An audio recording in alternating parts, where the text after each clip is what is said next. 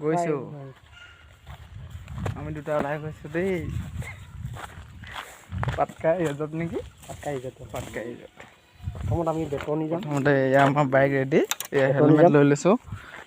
বেতনি মামাৰ ঘৰৰ পৰা আহোঁ ন ষ্টাৰ্ট কৰ ব'লা এয়া নাজাৰা চোৱা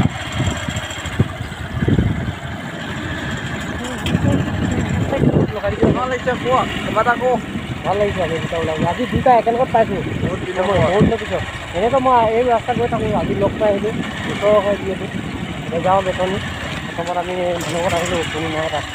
নথকাৰ কাৰণে এতিয়া ওলাই যাওঁ বেতনি ফালে যাওঁ তাৰপৰা পাটকা ৰিজৰ্টৰ অলপ সোমাম আজি কি হয় চাওঁ